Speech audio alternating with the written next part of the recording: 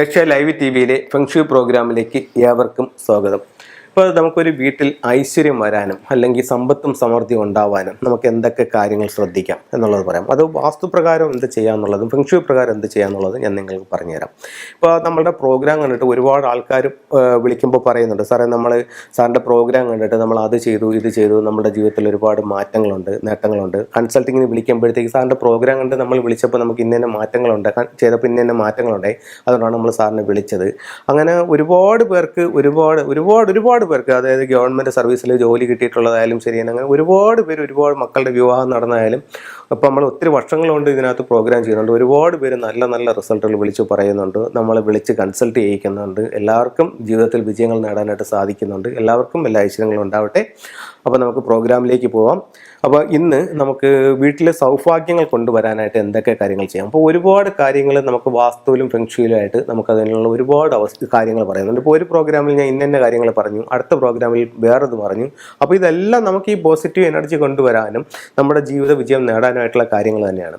അപ്പോൾ നമുക്ക് ആദ്യം നമ്മൾ ശ്രദ്ധിക്കേണ്ടതെന്ന് പറയുന്നത് വൃത്തിയും ശുദ്ധിയുമാണ്. വീടിന് അകവും പുറവും എല്ലാം നല്ല വൃത്തി ഉണ്ടായിരിക്കണം. അതുപോലെ നമുക്ക് വളരെ പ്രധാനപ്പെട്ട ഒരു കാര്യമാണ് നമ്മുടെ പൂജാമുറി എന്ന് പറയുന്നത്. നമ്മുടെ പൂജാമുറിയിലോട്ട് കയറി ചെല്ലുമ്പോഴത്തേക്കും ഒത്തിരി ചില പൂജാമുറിയിലേക്ക് കയറുമ്പോഴത്തേക്കെന്ന് പറഞ്ഞാൽ ഒരുപാട് നാളുകളായി അല്ലെങ്കിൽ വർഷങ്ങളായിട്ടുള്ള ഈ കത്തിച്ച ചന്ദനത്തിരിയുടെ കവറുകൾ അല്ലെങ്കിൽ തീപ്പെട്ടിയുടെ കവറുകൾ ഇതൊക്കെ പൂജാമുറിയിൽ സൂക്ഷിക്കുന്നതായിട്ട് കാണാം. അതുപോലെ തന്നെ ക്ഷേത്രത്തിൽ നിന്ന് കൊണ്ടുവന്ന ചന്ദനവും മറ്റേ പൂക്കളും എല്ലാം കൂടെ ഉണങ്ങി അതെല്ലാം പൂജാമുറി ഇരിക്കുന്നതായിട്ട് കാണാം. പിന്നെ അങ്ങനെ ഒരുപാട് അതായത് നെഗറ്റീവായിട്ടുള്ള ഒരുപാട് സാധനങ്ങൾ പൂജാമുറിയിൽ നിറച്ചിരിക്കുന്നതായിട്ടാണ്. അങ്ങനെ ഒരിക്കലും പാടില്ല. പൂജാമുറി എപ്പോഴും നല്ല വൃത്തിയായിരിക്കണം, ശുദ്ധിയായിരിക്കണം. പൂജാമുറിക്കകത്തെന്ന് പറയുമ്പോഴത്തേക്കും നമുക്ക് സുഗന്ധ കിട്ടുന്നതായിട്ടുള്ള കർപ്പൂരം, ഏലയ്ക്ക, ഗ്രാമ്പൂ ഇങ്ങനെയുള്ള സാധനങ്ങളൊക്കെ എപ്പോഴും ചന്ദനത്തിൻ്റെ ഇതെല്ലാം പൂജാമുറിയിൽ എപ്പോഴും ഉണ്ടാവുന്നത് വളരെ നല്ലതായിരിക്കും. പൂജാമുറി എപ്പോഴും വൃത്തിയായിരിക്കണം.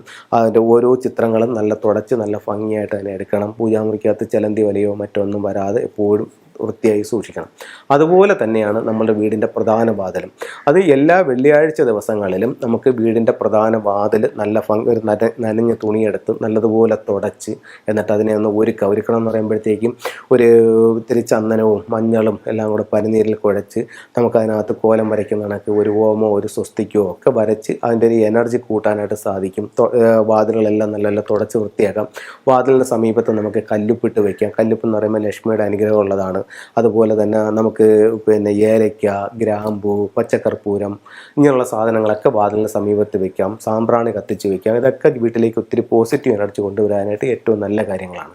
അതുപോലെ നിങ്ങൾക്ക് ചെയ്യാവുന്ന വളരെ ഇമ്പോർട്ടൻ്റ് ആയിട്ടുള്ളൊരു കാര്യം എന്ന് പറയുന്നത് നിങ്ങളുടെ വീടിൻ്റെ വടക്ക് കിഴക്ക് നോർത്ത് ഈസ്റ്റ് ഭാഗം, നിങ്ങളുടെ വീടിൻ്റെ നോർത്ത് ഈസ്റ്റ് ഭാഗം നിങ്ങൾ എങ്ങനെയാണോ ക്രമീകരിച്ചിരിക്കുന്നത് ആ രീതിയിലായിരിക്കും നിങ്ങളുടെ ജീവിതത്തിൻ്റെ ഐശ്വര്യം എന്ന് പറയുന്നത്. നിങ്ങൾക്ക് ഒരു ഗുരുചന്ദ്ര യോഗം എന്ന് പറയുന്നൊരു യോഗമുണ്ട്. അതായത് ഒരു വീടിൻ്റെ വടക്ക് കിഴക്ക് ഭാഗം എന്ന് പറയുന്നത് നവഗ്രഹങ്ങളിൽ ഗുരു എന്ന് പറയുന്ന ഗ്രഹത്തിൻ്റെ സ്ഥാനമാണ് വടക്ക് കിഴക്ക് ഭാഗം. അപ്പോൾ ചന്ദ്രൻ എന്ന് പറയുന്ന ജലത്തെയാണ് ചന്ദ്രനായിട്ട് കണക്കാക്കുന്നത്. അപ്പോൾ അവിടെ വടക്ക് കിഴക്ക് ഭാഗത്ത് നിങ്ങൾക്ക് ജലത്തിൻ്റെ സാന്നിധ്യം, അവിടെ കിണറോ കുളമോ അതല്ലെങ്കിൽ ഒന്നുമില്ലെങ്കിൽ നിങ്ങൾ അവിടെ സ്വന്തമായിട്ട് ഒരു 2 റിങ് ഇറക്കി അതിനകത്ത് കുറച്ച് വെള്ളം നിറച്ച് വെച്ചാലും ആ വടക്ക് കിഴക്ക് ഭാഗത്ത് ഇതുണ്ടെങ്കിൽ നിങ്ങളുടെ സമ്പത്ത് നിങ്ങൾക്ക് നിലനിൽക്കും എന്നുള്ളത് വാസ്തുവിൽ പറയുന്നുണ്ട്. അതുപോലെ തെക്ക് കിഴക്ക് ഭാഗം എന്ന് പറയുന്നത് അഗ്നിയുടെ ഏരിയയാണ്. അപ്പോൾ നമുക്ക് ഇപ്പോൾ വീടുകളിൽ ചപ്പ് ചവറുകളൊക്കെ വാരിയിട്ട് നമുക്ക് തോന്നുന്ന സ്ഥലത്തിട്ടാണ് സാധാരണ കത്തിക്കാറുള്ളത്. അങ്ങനെയല്ല, വീടിൻ്റെ തെക്ക് കിഴക്ക് അതായത് അഗ്നിക്കോണിൽ നിങ്ങൾക്ക് അങ്ങനെയുള്ള വേസ്റ്റ് അങ്ങനെയുള്ള കരിയിലകളൊക്കെ ഇട്ട് തീടാൻ ഏറ്റവും നല്ല സ്ഥലമാണ് തെക്ക് കിഴക്ക് ഭാഗം. അപ്പോൾ അവിടെ നിങ്ങൾ സ്ഥിരമായിട്ട് ചെയ്തു നോക്കൂ, നിങ്ങൾക്ക് സാമ്പത്തിക നേട്ടങ്ങൾ അവിടെ ഉണ്ടാവും. അതുപോലെ തെക്ക് കിഴക്ക് ഭാഗത്ത് നിങ്ങൾക്ക് ഒരു ലക്കി ബാമ്പു വയ്ക്കുന്നതും സാമ്പത്തിക അഭിവൃദ്ധിക്ക് ഏറ്റവും നല്ലതാണ്.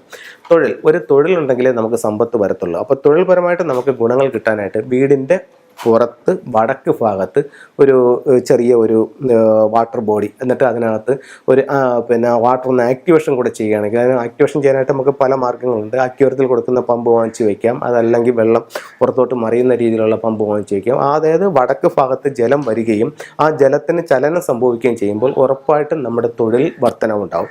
അപ്പോൾ ഇത്തരത്തിലുള്ള കാര്യങ്ങൾ നിങ്ങൾക്കൊന്ന് ചെയ്ത് നോക്കാം. നിങ്ങളുടെ ജീവിതത്തിൽ ഒരുപാട് നേട്ടങ്ങൾ ഉണ്ടാവാൻ ഈ ടിപ്സുകൾ നിങ്ങളെ സഹായിക്കും. അത് കഴിഞ്ഞിട്ട് 1-2 ടൂളുകൾ നിങ്ങൾക്ക് പരിചയപ്പെടുത്താം. ഇത് നിങ്ങളുടെ സ്വീകരണ മുറിയുടെ വടക്ക് ഭാഗത്ത് അരോന എന്ന് പറഞ്ഞ മത്സ്യത്തിൻ്റെ സ്റ്റാച്ചു ആണ്. നിങ്ങളുടെ സ്വീകരണ മുറിയുടെ വടക്ക് ഭാഗത്ത് ഈ ഒരു സ്റ്റാച്ചു വെക്കുന്നത് നിങ്ങൾക്ക് തൊഴിൽപരമായിട്ട് അഭിവൃദ്ധി ഉണ്ടാകാനായിട്ട് നല്ലതാണ്. അതുപോലെ ഇതിൻ്റെ ഒരു ലൈവ് നിങ്ങളുടെ ലിവിങ്ങിൻ്റെ നോർത്ത് ഭാഗത്ത് വയ്ക്കുകയാണെങ്കിൽ നമ്മൾ വിചാരിക്കുന്നതിനേക്കാൾ അപ്പുറത്ത് ഒരു നേട്ടം ഉണ്ടാകാനായിട്ട് ഏറ്റവും നല്ലൊരു ടൂളാണ് അരോന മത്സ്യത്തെ വീട്ടിൽ വളർത്തുക എന്നുള്ളത്. ഇത് നിങ്ങളുടെ സ്വീകരണ മുറിയുടെ വടക്ക് ഭാഗത്ത് ഇങ്ങനെ വളർത്താൻ പറ്റാത്തവർക്ക് അരോനയെ വയ്ക്കാം. അതുപോലെ നമുക്ക് സാമ്പത്തികമായിട്ട് അഭിവൃദ്ധി ഉണ്ടാകാനായിട്ട് ഫെങ്ഷുയിൽ പറയുന്ന മറ്റൊരു ടൂളാണ് ഇതുപോലെ ഡ്രാഗൺ ടോർട്ടോയ്സ്, അതിൻ്റെ മുകളിലിരിക്കുന്ന ലാഫിൻ ബുദ്ധ. ഇത് നിങ്ങളുടെ സ്വീകരണ മുറിയുടെ തെക്ക് കിഴക്ക് ഭാഗത്ത് സൗത്ത് ഈസ്റ്റ് കോർണറിൽ വെക്കുകയാണെന്നുണ്ടെങ്കിൽ സാമ്പത്തികമായിട്ട് അഭിവൃദ്ധി ഉണ്ടാകും. നിങ്ങളൊന്ന് പരീക്ഷിച്ച് നോക്കൂ. ഒത്തിരി ആൾക്കാർ പരീക്ഷിച്ച് ഒരുപാട് റിസൾട്ട് കിട്ടിയ സാധനങ്ങളാണ്. ഇത് നിങ്ങൾ നല്ല ഒരു ഇത് വാങ്ങിച്ച് അതിനെ എനർജൈസ് ചെയ്ത് നിങ്ങൾ വെച്ച് നോക്കൂ. ഉറപ്പായിട്ട് നിങ്ങൾക്ക് നേട്ടങ്ങളുണ്ടാകും. എല്ലാവർക്കും എല്ലാ ഐശ്വര്യങ്ങളും ഉണ്ടാവട്ടെ എന്ന് പ്രാർത്ഥിച്ചുകൊണ്ട് നിർത്തുന്നു. നന്ദി, നമസ്കാരം.